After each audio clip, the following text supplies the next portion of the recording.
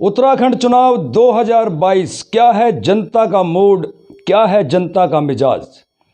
उत्तराखंड की लगभग सभी विधानसभाओं में जाकर के हमने लगातार जाना जनता का मूड क्या है, जनता का मिजाज क्या है और विधानसभा चुनाव 2022 में जनता क्या कर सकती है।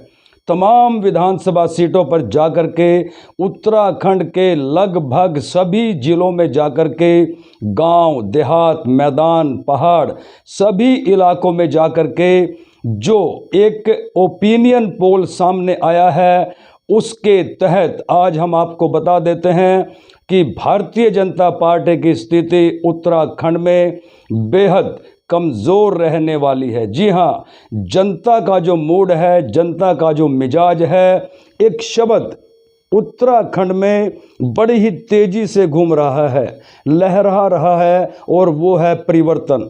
इस परिवर्तन शब्द के पीछे का पूरा खेल जो उत्तराखंड में कम से कम हमने गाँव में, देहात में, कस्बों में और शहरों में जाकर के जो महसूस किया उसके तहत भारतीय जनता पार्टी की स्थिति जो है वो उत्तराखंड में बेहद कमज़ोर देखी जा रही है। भारी प्रचंड बहुमत के साथ कांग्रेस जो है उत्तराखंड में सरकार बनाने जा रही है, ऐसा सामने आया है। लेकिन चुनाव के दौरान क्या होगा, किस तरह के कैंडिडेट सामने आएंगे, उस पर भी बहुत कुछ निर्भर करता है। लेकिन प्रथम दृष्टया जो उत्तराखंड में सामने आ रहा है, आइए हमारे साथ हम आपको दिखाते हैं उत्तराखंड में जिले वाइज क्या स्थिति रहने वाली है कांग्रेस और भारतीय जनता पार्टी की। तो आइए सबसे पहले हम आपको ले चलते हैं उत्तराखंड के जिला अल्मोड़ा में। अल्मोड़ा की स्थिति क्या है, यहाँ की जनता का मिजाज क्या है। क्रमवार आपने 9 PM के ज़रिए लोगों का मूड देखा, हमारा कार्यक्रम लगातार चला। उसके तहत जब हम गांव-गांव पहुँचे तो आइए अब आपको बताते हैं अल्मोड़ा की स्थिति क्या है। अल्मोड़ा जिले में कुल 6 विधानसभा सीटें हैं। जी हाँ, अल्मोड़ा जिले में कुल 6 विधानसभा सीटें हैं और यदि यहाँ की बात की जाए तो 5 सीटें कांग्रेस के खाते में जा सकती हैं। बड़ी बात है कि अल्मोड़ा जिले में 5 सीटें कांग्रेस के खाते में जा सकती हैं। महज एक सीट जो है वो भारतीय जनता पार्टी के खाते में जाती हुई दिखाई दे रही है। बागेश्वर जिले की यदि हम बात करें तो बागेश्वर जिले में 2 विधानसभा सीटें हैं। यहाँ कांग्रेस और भारतीय जनता पार्टी के बीच कांटे की टक्कर होने वाली है। बागेश्वर जिले में एक सीट भारतीय जनता पार्टी के खाते में जाती हुई दिखाई दे रही है, जबकि एक सीट कांग्रेस के खाते में जाती हुई दिखाई दे रही है। चमोली जिले की बात करते हैं। चमोली जिले में कुल 3 विधानसभा सीटें हैं। इन तीन विधानसभा सीटों की यदि बात करें तो 2 विधानसभा सीटें सीधे कांग्रेस के खाते में जाती हुई दिखाई पड़ रही हैं। एक सीट जो है वो भारतीय जनता पार्टी के खाते में जाती हुई दिखाई दे रही है। चंपावत जिले में चलते हैं। चंपावत जिले में 2 विधानसभा सीटें हैं। यहाँ से भारतीय जनता पार्टी को करारी शिकस्त का सामना करना पड़ सकता है। दोनों ही विधानसभा कांग्रेस के खाते में जाती हुई दिखाई दे रही हैं। जी हाँ, चंपावत जिले में जो 2 विधानसभा सीटें हैं, यहाँ बीजेपी की हालत जो है बेहद कमज़ोर देखने में आई है। यहाँ की जनता का जो मूड है उसके हिसाब से दोनों ही सीटें कांग्रेस के खाते में जाती हुई दिखाई दे रही हैं।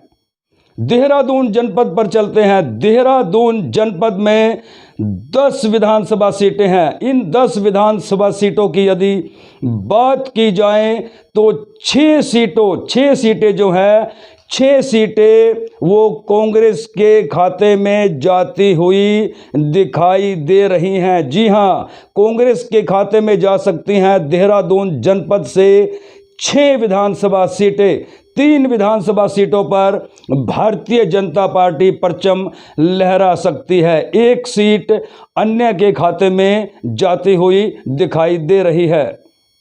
हरिद्वार जनपद की यदि बात करें तो हरिद्वार जनपद में भी कांग्रेस काफ़ी मजबूत स्थिति में जान पड़ रही है। काफ़ी मजबूत स्थिति में कांग्रेस यहाँ दिखाई दे रही है। कुल 11 विधानसभा सीटों में से कांग्रेस के खाते में 8 विधानसभा सीटें जा सकती हैं। भारतीय जनता पार्टी की यहाँ भी हालत जो है वो कुछ पतली दिखाई दे रही है। भारतीय जनता पार्टी के खाते में हरिद्वार जनपद से 2 सीटें जाती हुई दिखाई दे रही हैं, जबकि 1 सीट अन्य के खाते में जाती हुई दिखाई दे रही है।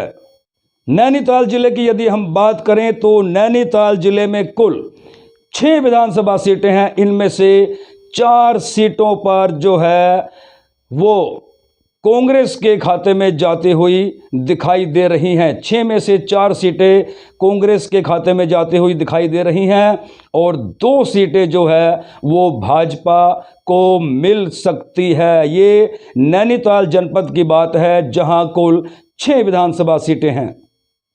पौड़ी गढ़वाल की यदि हम बात करें तो पौड़ी गढ़वाल जनपद में भी कुल 6 विधानसभा सीटें हैं।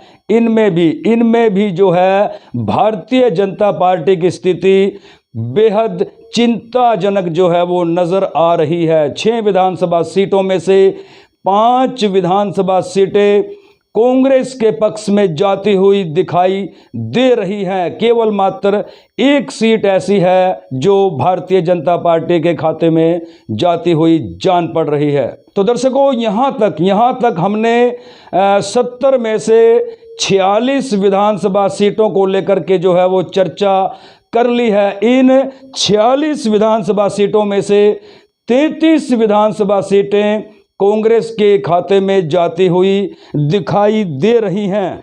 11 सीटें भारतीय जनता पार्टी के खाते में जा सकती हैं और 2 सीटें अभी तक अन्य के पास जाती हुई दिखाई दे रही हैं।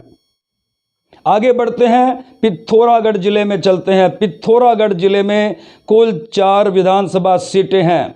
यहाँ भारतीय जनता पार्टी के लिए अच्छे शुभ संकेत सामने नहीं आ रहे हैं। पिथौरागढ़ में 4 की 4 विधानसभा सीटें कांग्रेस के खाते में जाती हुई दिखाई दे रही हैं। मतलब भारतीय जनता पार्टी की यदि बात करें तो पिथौरागढ़ जिले में उनका खाता भी खुलता हुआ बहरहाल दिखाई नहीं दे रहा है।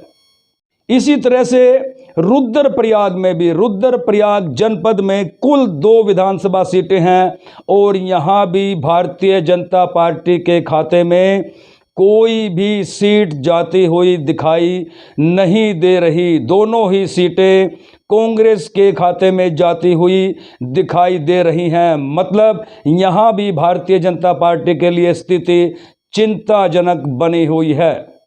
टिहरी गढ़वाल की यदि हम बात करें तो टिहरी गढ़वाल इलाके में कुल 6 विधानसभा सीटें हैं, जिनमें से 4 विधानसभा सीटें कांग्रेस के खाते में जाती हुई दिखाई दे रही हैं, जबकि भारतीय जनता पार्टी के खाते में 2 सीटें जाती हुई दिखाई दे रही हैं।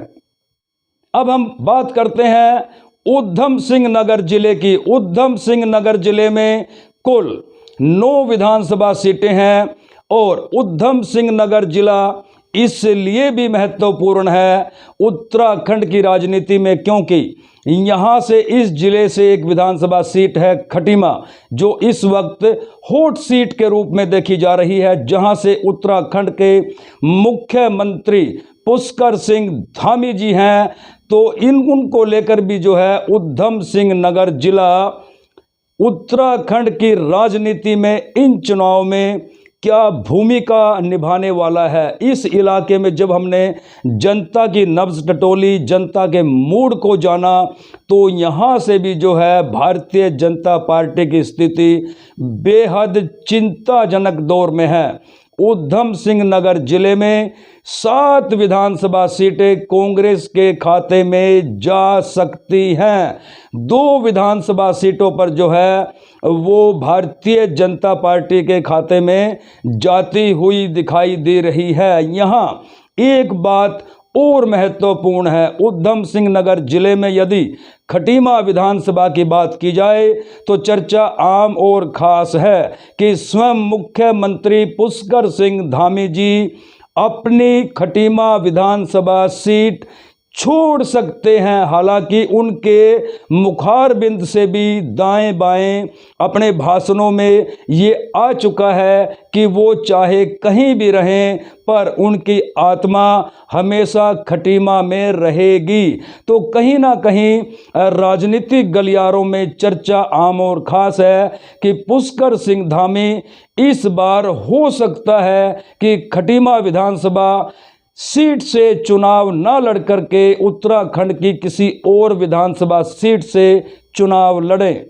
उत्तरकाशी, अब हम पहुंचते हैं उत्तरकाशी में। उत्तरकाशी में कुल 3 विधानसभा सीटें हैं। उत्तरकाशी में कुल 3 विधानसभा सीटें हैं।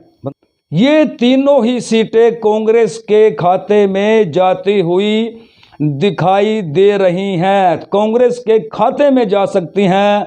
उत्तरकाशी की तीनों ही विधानसभा सीटें, मतलब यहां भी भारतीय जनता पार्टी के लिए स्थिति चिंताजनक दौर में है। हालांकि चुनाव के समय में क्या होगा, किस विधानसभा सीट पर प्रत्याशी अभी सामने नहीं आए हैं। मुख्य जो दोनों दल हैं, भारतीय जनता पार्टी और कांग्रेस, दोनों ही दलों ने हालांकि अभी तक अपने तौर पर पत्ते नहीं खोले हैं, लेकिन मोटा मोटी जो जनता का आकलन है और जो जनता का मूड है, परिवर्तन एक शब्द जो अभी इस वक्त उत्तराखंड के राजनीति में चल रहा है और जो जनता का मूड है, आने वाले चुनाव में क्या होगा, कैसे चुनाव करवट बदलेगा। भारतीय जनता पार्टी अपनी तरफ से प्रयास करेगी, वो बिल्कुल प्रयास करेगी कि एक बार फिर से जो है उत्तराखंड में भारतीय जनता पार्टी की सरकार बन सके। वहीं कांग्रेस जो है वो फूंक फूंक करके कदम रख रही है, लेकिन जनता के बीच में जाकर के और उत्तराखंड के सभी जिलों में जो हमने बातचीत की है उसके आधार पर ये सामने आया है कि उत्तराखंड विधानसभा चुनाव 2022 में कांग्रेस प्रचंड बहुमत के साथ 53 सीटों के साथ प्रचंड बहुमत के साथ जो है वो सरकार बना रही है। भारतीय जनता पार्टी को 15 सीटों पर संतोष करना पड़ सकता है और 2 सीटें जो है वो अन्य के खाते में जा रही हैं। आम आदमी पार्टी जिस तरह से उत्तराखंड की राजनीति में उन्होंने प्रवेश किया है, कोई बड़ी भूमिका में आती हुई नज़र नहीं आ रही है। तो दोस्तों, हमारा ये ओपिनियन पोल आपको कैसा लगा, अपनी राय जरूर दीजिए। राजनीति है, राजनीति में कब किस वक्त पर क्या हो जाए, रेत की दीवार, राजनीति को रेत की दीवार कहा जाता है।